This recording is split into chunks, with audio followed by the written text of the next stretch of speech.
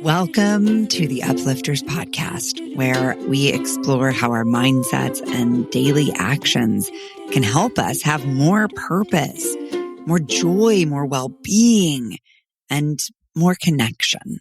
I'm your host, Aransas Savas, and each week I get to bring you the story of one inspiring woman who shares her strategies that she uses to keep rising higher.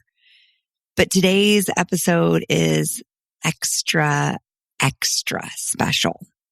It's a tribute to the woman who first taught me what it means to be an uplifter. My own dear, sweet grandma, Rosemary Baker, who just 2 weeks ago passed away at the age of 95. For those of you who have followed me on social media or listened to this podcast, you've definitely heard me talk about her. I think I talk about my pride in my grandma, maybe even more than I do the pride in my children, who I am super, super proud of. But my grandma is just a rock star. When I shared on social media that she'd passed on, I literally received hundreds and hundreds of messages expressing shock and dismay, with so many of you saying that, like me, you thought she'd live forever. Your words and these last 2 weeks have convinced me more than ever that that's true. I think she's going to live forever, because her story and her life and her way of living get to be shared and felt and carried on and on and on. And so today, I want you to hear her sweet voice and to learn a little bit more about how we can all embody that spirit. I'm Rosemary Baker.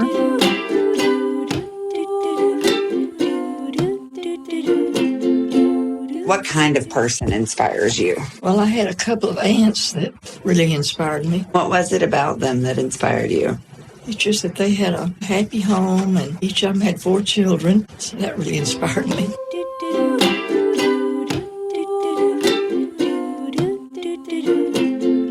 My grandma was born in 1929, just as the Great Depression began, and her early life was really hard. As the daughter of impoverished migrant farm workers, they moved each season with the crops. She literally changed schools 9 times in elementary school alone. Her family was constantly on the move, forced to always be in a state of packing up, moving on, making friends, leaving friends, always being the new girl. While things were really hard, she also got the chance to watch her mother set up a home over and over. Each time they moved, her mother would immediately plant a garden, even if they were only going to be there for a couple of weeks. She would take whatever meager space they had to live in and turn it into a home. This early experience shaped my grandmother in profound ways. It taught her an adaptability and a resourcefulness and a creativity that informed every part of her life. It also showed her how to find inspiration wherever she went. Observing her aunts who had stable homes and families became the vision and the inspiration for what she wanted in life early on.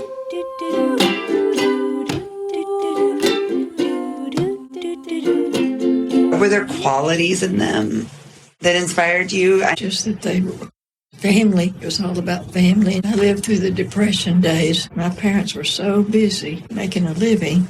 I don't know, the children were just kind of ignored.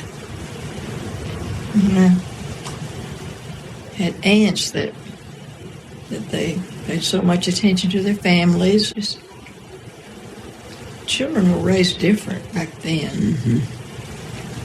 Times were so hard. It was all about making a living, and would travel so much looking for jobs. And so when you find these aunts, city people, that raise their children properly. And I just found the life that I liked, and I worked toward that.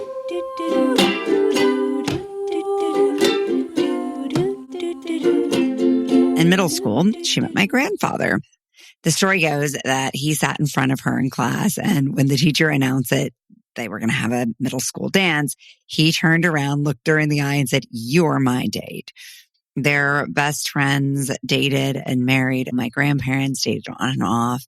And then finally in 1949, they decided to marry and went on to have 4 children, just like Grandma had always dreamed of. This quest for inspiration really went on throughout her life. She used what she saw in others that she admired to create a view of what was possible for her.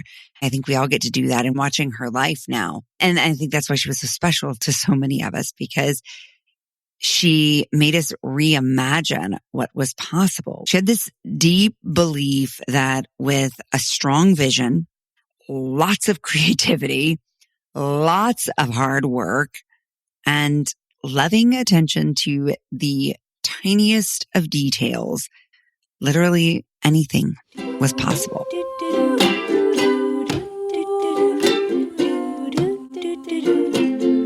I love to design houses. So on weekends, I'd get the children up and get them all dressed, and we might make a picnic lunch and go looking for property. I love buying property and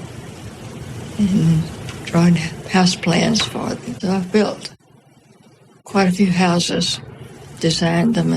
When her kids were little, she would scour catalogs and then make her children perfect replicas of the most elegant and fashionable clothes she could find.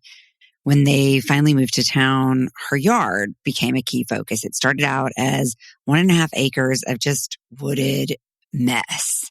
But inspired by stories of the Kennedy compound, she spent hundreds of hours replacing all of the inhospitable, dry Texas red clay with store-bought, lush soil. She began to enclose the perimeter of our yard in berms, which are like these, in case you don't know, I don't know, nobody uses the word berms, these like hills of dirt. But her hills of dirt were covered in flowering trees and lilacs and irises. She began to create zoned areas throughout the property for different moods and ambiances. She was thinking constantly about what the experience would be in the relaxation area, in the play area. And it was literally like growing up in the best botanic garden you've ever been in.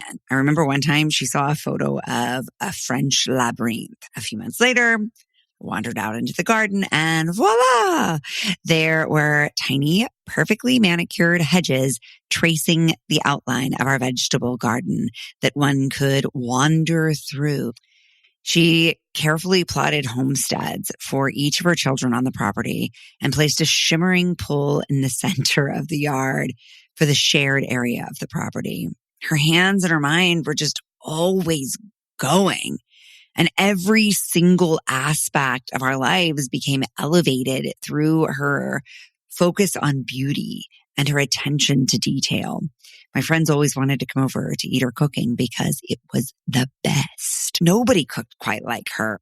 If you talk to my friends from childhood, they'll say, remember going to your grandma's to eat cinnamon toast? I mean, it's cinnamon toast. How exciting can cinnamon toast be? I will tell you this. It is very exciting. Her trick was that you would use, of course, lots of butter, because everything had to have lots of butter because that's what gave it that great crispness, and the perfect amount of sugar and cinnamon. But here's the trick. She would wait until the top toasted, turn off the oven, flip it over so that the bottom of the cinnamon toast was never soggy, but just slightly dried out.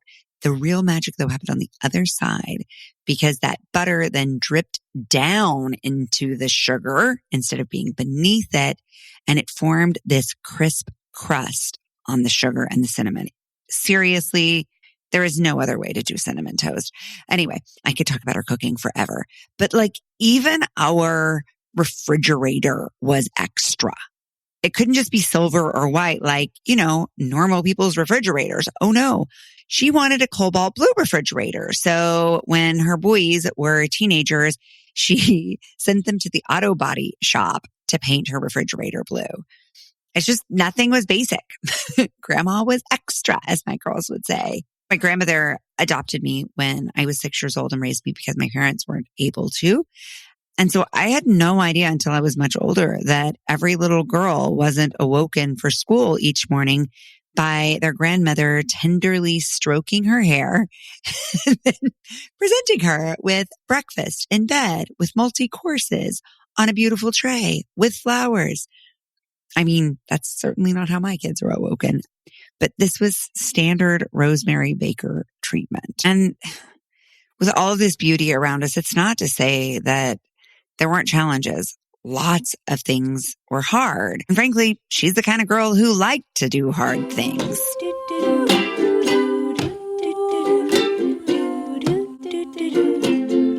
What do you think is the best way to deal with challenges? Just get in there and do it. I mean, not run away from them. Mm-hmm. No.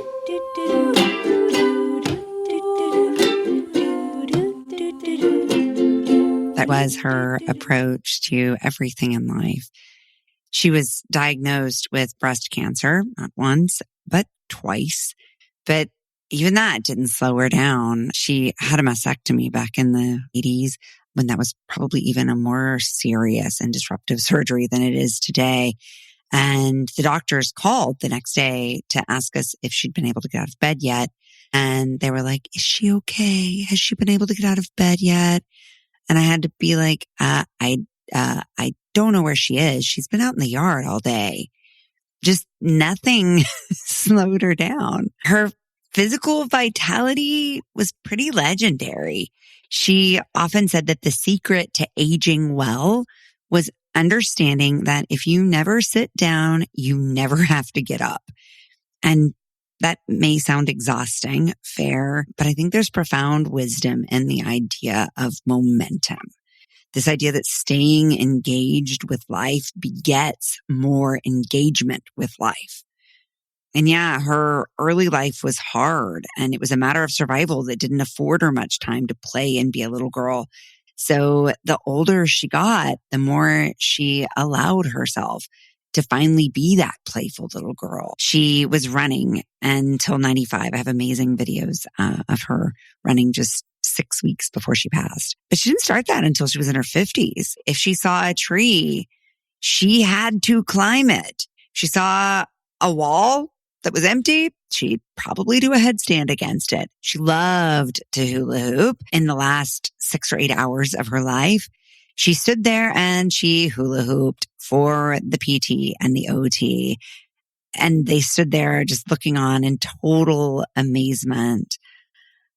I'm so glad we had that moment because she left this world the way she lived it, which was in constant spontaneous movement.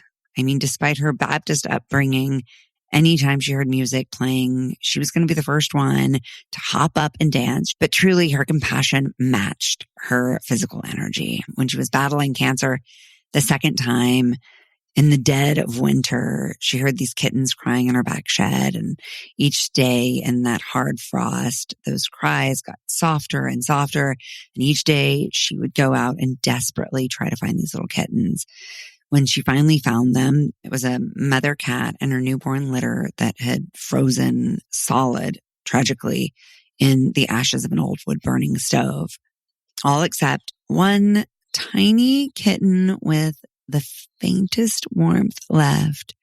His lungs were caked with ash. He could barely whisper a breath or a cry. She brought that little kitten in. She cleared its lungs. She fed it with a dropper every hour, and she nursed it back to health. She healed herself through caring for another. Certainly, that was our relationship. I was kind of a mess when I got to her.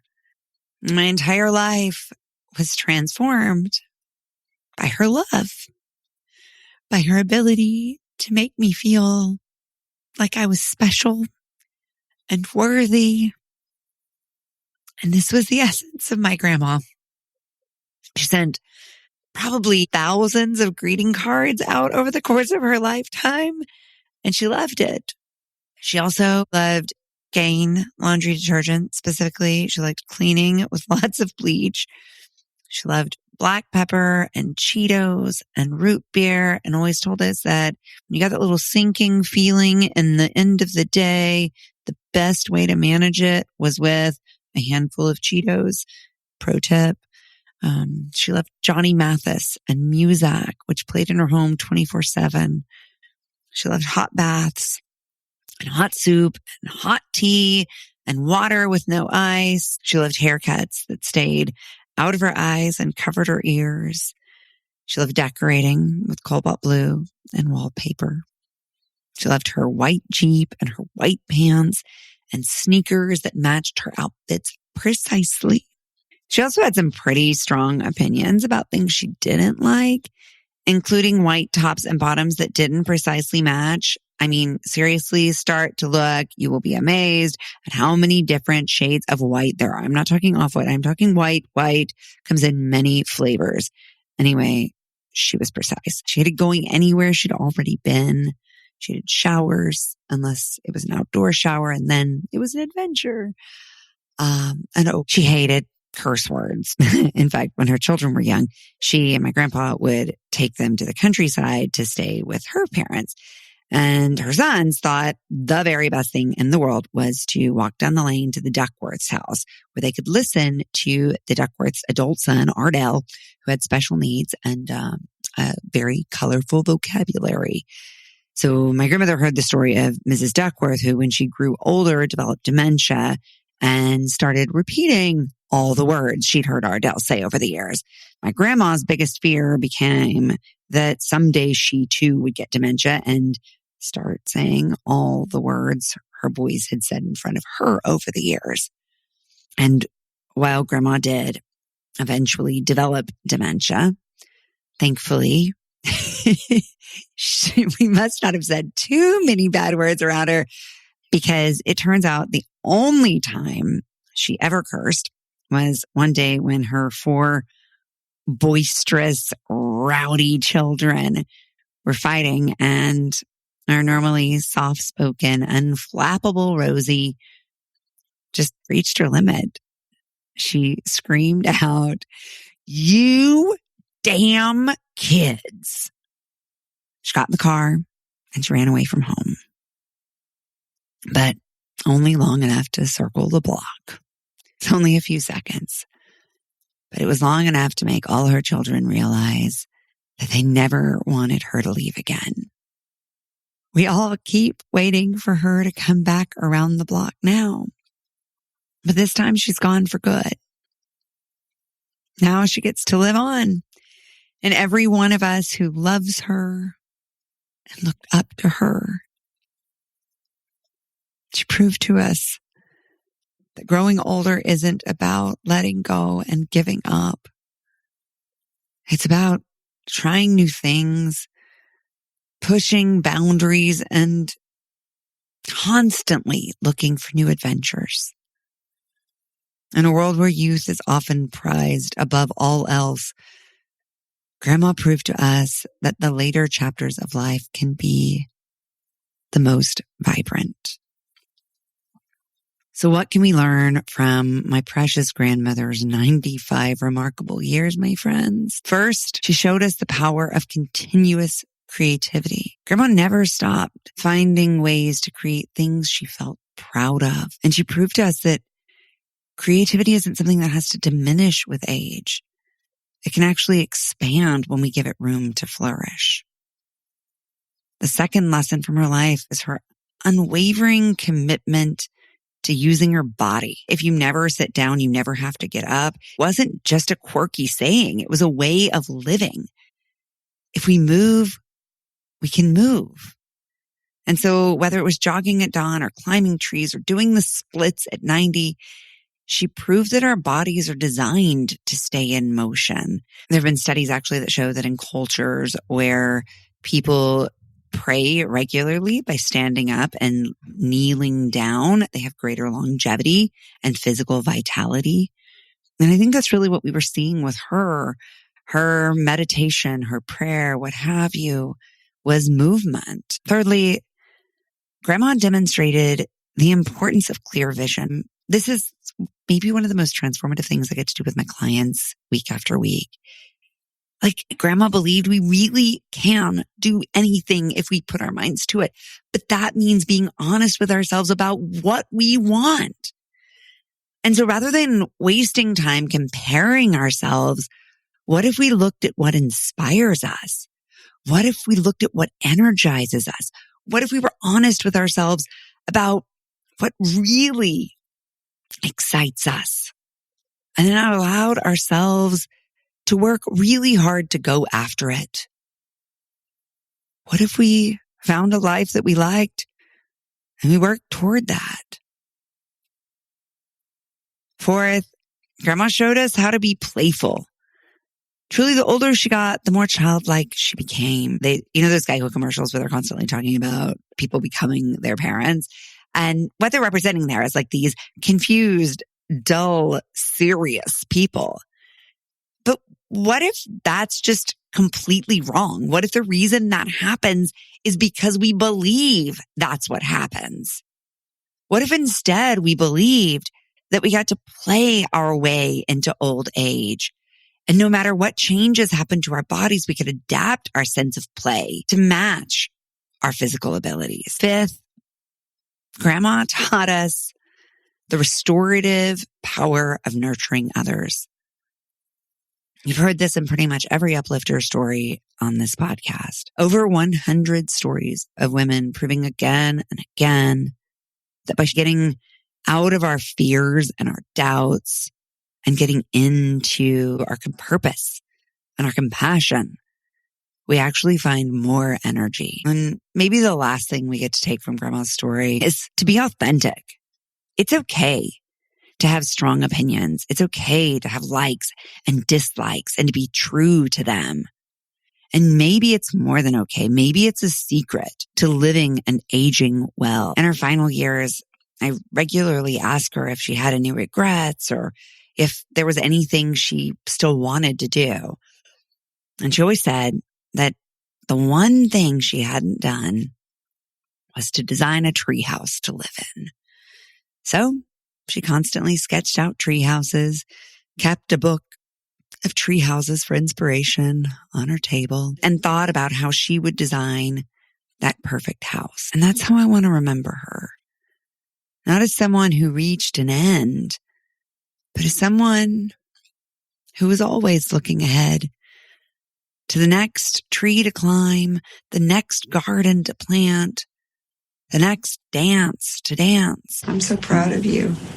I'm proud of you. Mutual pride and admiration were at the heart of our relationship. Living and aging well are not a solo journey, my friends. It's something we're going to do in community. Let's do that for each other.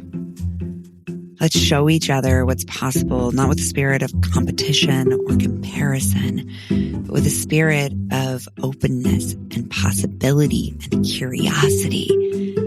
And most of all, play. I'm so excited to keep growing older with you, to keep growing wiser and more playful together. Thank you for listening to the Uplifters podcast. If you're getting a boost from these episodes, please share them with the uplifters in your life and then join us in conversation over at theuplifterspodcast.com. Head over to Spotify, Apple Podcast, or wherever you get your podcast and follow, and rate our show. It'll really help us connect with more uplifters, and it'll ensure you never miss one of these beautiful stories. Mwah! Big love. Painted water sunshine with rosemary and thyme. Dwell in the perplexing, though you find it vexing. Toss a star and hover, be your own best lover. Relish in a new prime, plant a tree and springtime, dance with idle hindsight, bring the sun to twilight. Lift you up, whoa, lift you up, whoa, lift you up, whoa, lift you up, lift you up, whoa, lift you up, whoa, lift you up, whoa, lift you up.